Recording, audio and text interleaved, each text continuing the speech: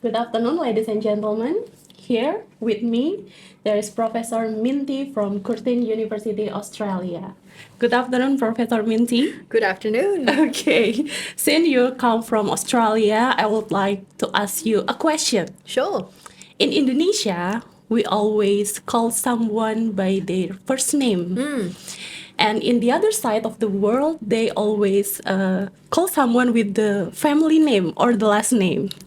In here, your name is Minty. Yep. So would you prefer for me to call you as Professor Min or Professor T? Oh, yes. Well, you can call me Min, actually. Min, yes, so okay. most people just call me Min. Yeah. Min or Professor Min, to be more polite. Okay, that's all good. Yes. Okay, Professor Min from Curtin University, Australia. Thank you very much, Professor, for coming here. I'm very honorable that can have opportunity to talk with you about how the prospect to our graduate student from Faculty of Islamic and Economics Business. My name is Adelia. I'm an accounting lecturer in here, and we want to learn the perspective about how our graduate students, it is from your perspective as an expert from Australia. What should skill do our graduates should have? What about facing the world after they graduate from here? Your insight will be incredibly valuable for us, for me, for our faculty, because we want to prepare our graduate because they will involve in the job market. Okay, Professor Min, shall we begin right now? Happy to. Thank you very much, Dale. To start, could you please share some insight on the current career trends for business school in Australia? Overall, I think business school graduates are, it's a very useful skill. I mean, business, entrepreneurship, being able to commercialize, and apply their skills, I think that's a natural inclination for most business schools when they are going through the teaching, because business is something that you apply. Yes. And every organization requires some aspect, or if not all aspects of a business skill. What we are seeing when we look at job readiness, it is something where many students, before they graduate, they would have gone through an internship. Yeah. Because it is not about what you know conceptually and all the theories you learn, but until you put it into action, you don't quite know whether it works, or you don't quite know whether what you have learned is applicable, and you don't quite know whether you know what you are doing. So I think from a business school point of view, it is an important thing to learn and to be able to put certain things in practice before they graduate. Okay. Yeah. So the point is, it is not only about lesson, but also the practice. Yes. So before the student is graduated, it is better for them to have practiced it before That's they right. face the real world. That's right. Okay. It's interesting. And then, at the practice, what is the skill are most in demand employer looking today? There are many. I think technology or digital savviness is something that is already expected. But one of the things we tend to ask from employees is, what feedback do you have for graduates? It's about understanding office systems, business systems, as in when they are students, a lot of the things they are exposed to or learning is not in a work environment. But when you're working, you have things like calendar management, you have things like writing proper emails, you have a lot of other things where it is until you start practicing, you don't really know how to do it well. So business systems is one of them. Digital literacy is one of them. Communication. Okay. So when we talk about communication, it's about how do you have effective communication, ask questions, and how do you do that respectfully? How do you work and communicate with other team members? Teamwork. It's very, very important. Even though we have group assignments, it still doesn't prepare a student to work in a big organization. Another skill which probably I will reflect a little bit on is, yes, digital, like technology, but about ability to find answers without anybody telling you the answer. It's a Okay. very important skill. It's about being proactive, being more creative with finding solutions. Because when you go out into the workforce, no one is going to hold your hand to show you the answer. So how do you go about solving problems? So these are the key skills that perhaps employers have always asked for, and it's one of the key graduate attributes that we look for. Yeah. Okay, so understand the business Yeah. scheme and then have a good communication skill. Yes. That is very important. Yeah. And then, well, we studying at university. Usually, teacher give us a question and we should seeking the answer.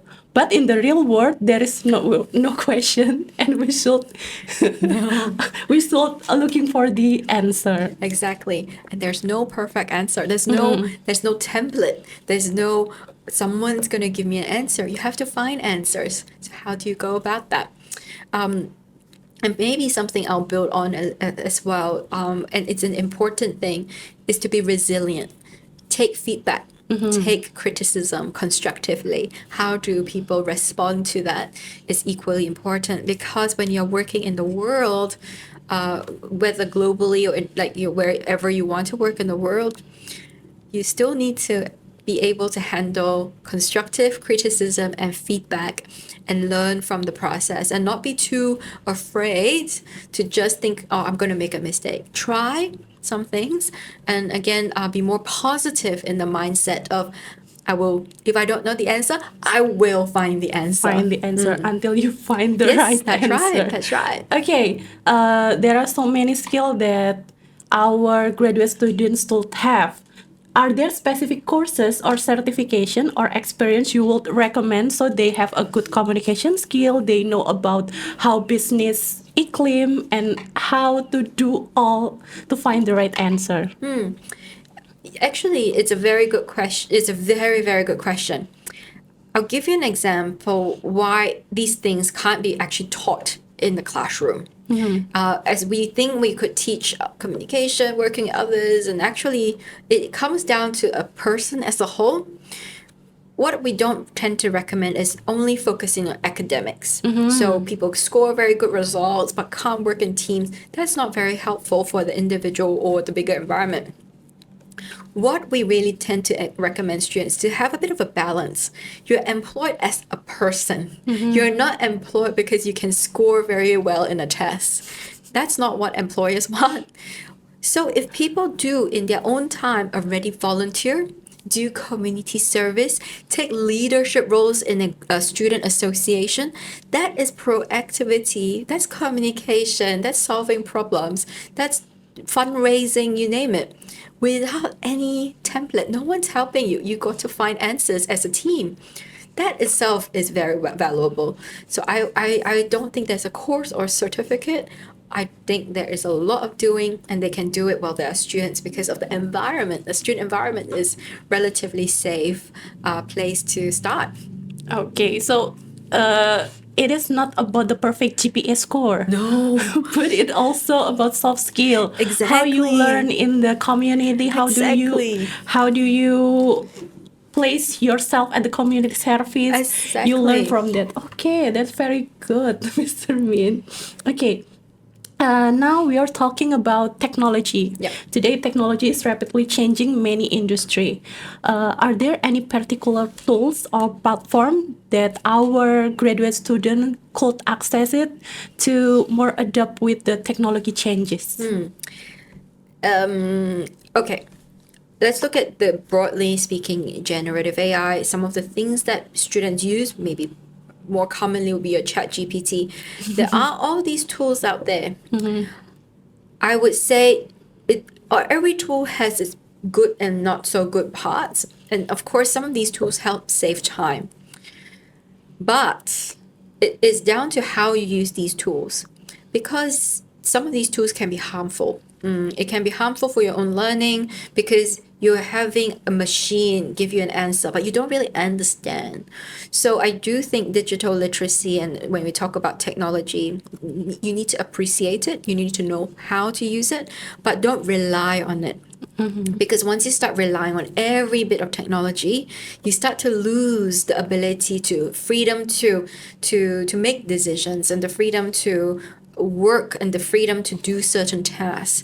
The other thing that I'll probably suggest in terms of technology is there are many tools to help you be more efficient.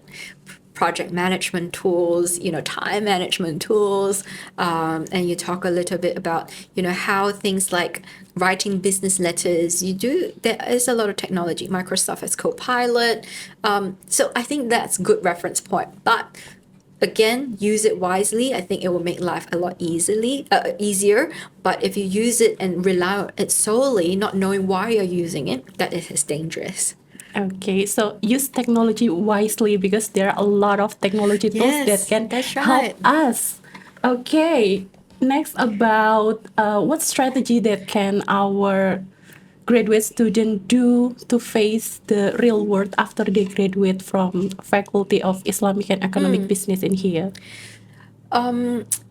Truth be told, nothing really prepares for the real world until you get into the real world. Yes, that's true. But I do think having a very positive and mindset is important.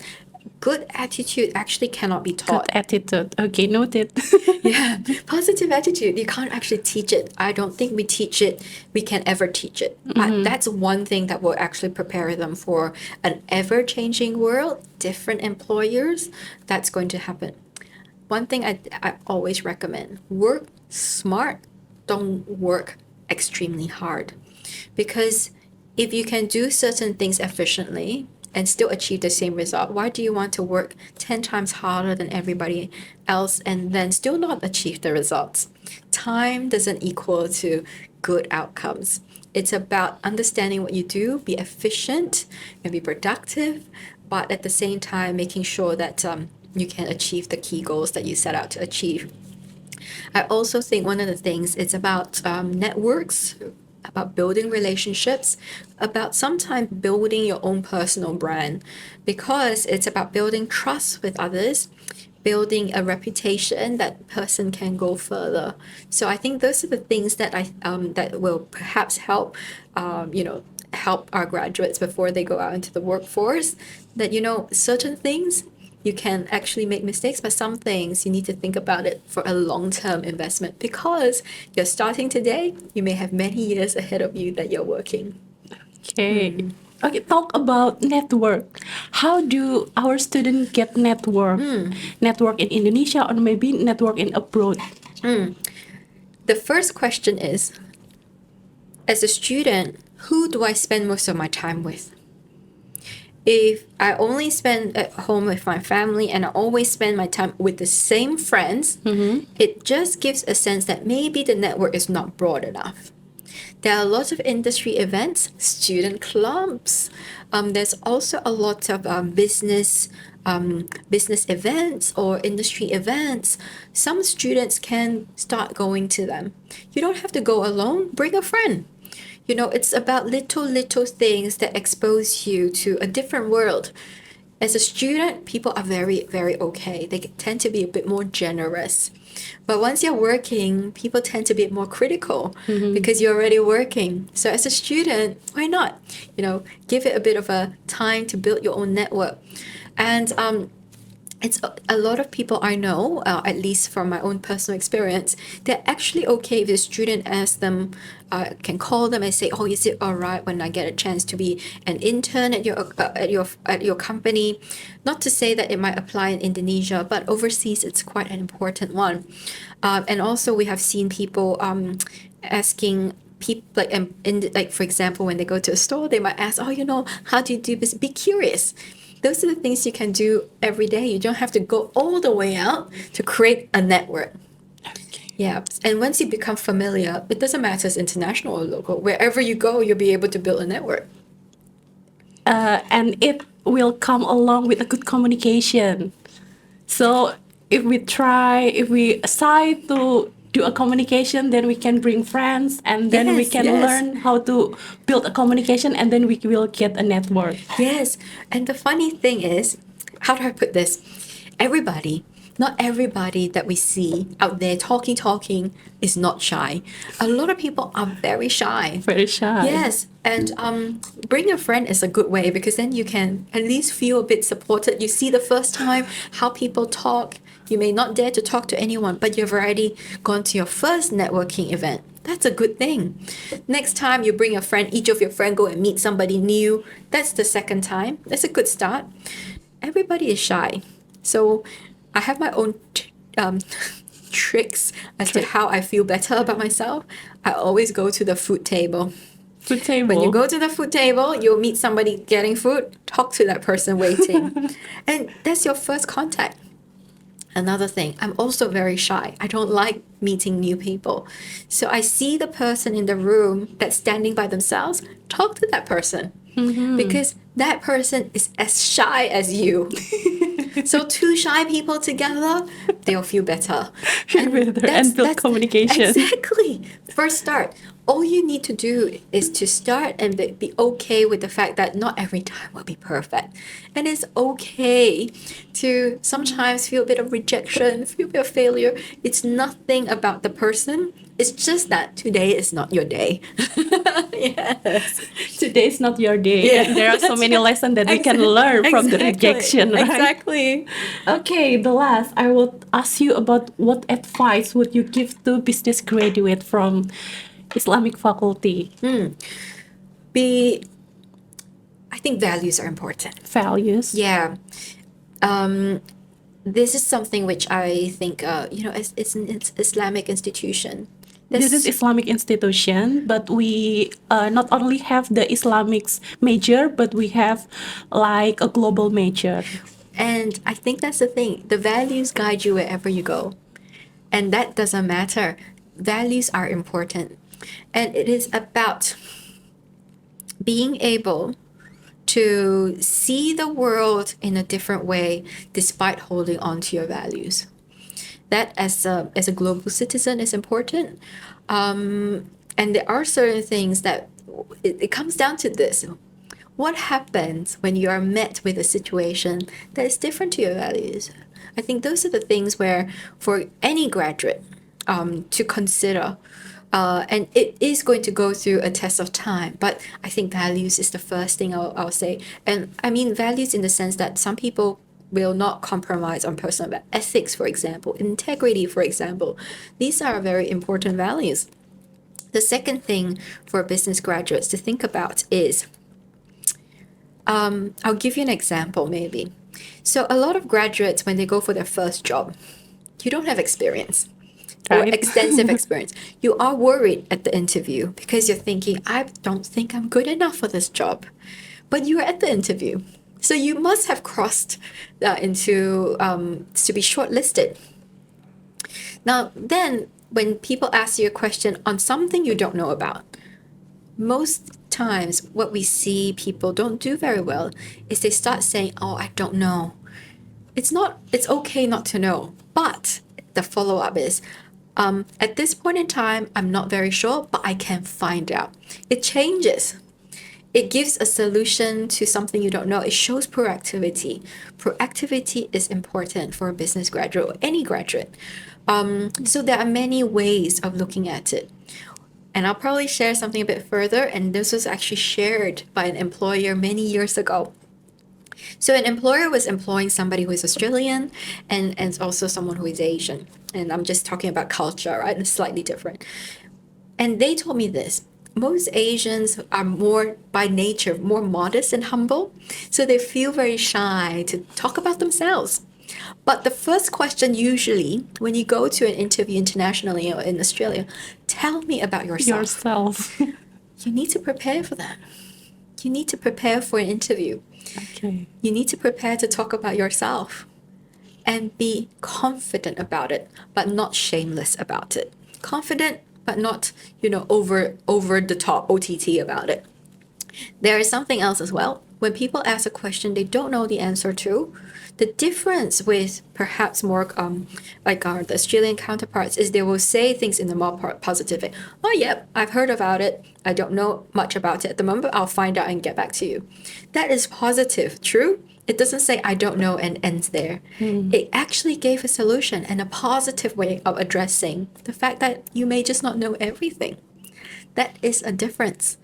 The last thing maybe I'll share is I think people need to look at their CV, their resume, their CV.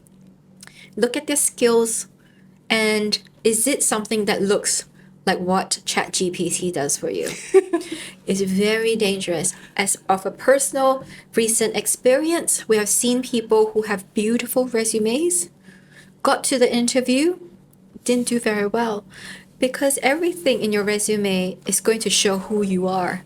When you get to the interview, you're going to be asked to demonstrate what you are on paper. So it is okay not to be perfect, but you need to make sure the formatting right in a realistic way. Don't rely on technology to do everything for you, because the chances are when it's too perfect, you set an expectation that you're that good. At the interview, it's about you really meeting the standards of that CV. Be very careful. So I think there's a bit of a use of technology, but also make sure that you practice your interviews, practice, talk to others, and really, really demonstrate the skill. Look at your CV, things like volunteer work that you do, things that you do that's extracurricular, write about it. Importantly, write about what you achieved in those things that you do. Then people could see actually you're a person who has a plan, can achieve and solve problems. And in the interview, you just have to back it up, because people will likely ask you, what did you do? How did you do? And if it's all written by a tool or a Gen AI program, well, when you talk about it, they will know. So, something to share, and something that perhaps just happened recently. So I thought I might just share that. Yeah, I hope that helps. Thank you, Professor Min. So it is important to building a CV. Your practice, you can write it on CV, but don't lie about your CV. That's right. Exactly. Okay. And ChatGPT can make your CV look really good, but it's not you. Okay, that's cool. So in here, the first thing that you said, our graduate students should have a value, should be more proactive, should be building a CV and have a good communication Yes. skill. Thank you very much, Professor Minty from Curtin University. We've gained a lot of useful information that I hope information from you that can be useful for our graduate student from Islamic and Economic Business faculty in here. Thank you so much. Thank you, It Adele. is very good. I am very happy that I can talk with you, sharing your expertise from Australia. How do you see Australian graduate school business, and we can apply it in Indonesia, especially in here in UIN Raden Mas Said Surakarta. Thank you Thank very you much. again Thanks, for your Adele. time. I'm very happy. Thank you so much for coming here. Thank you very much for See your you time. guys. See ya. Thank you. Bye.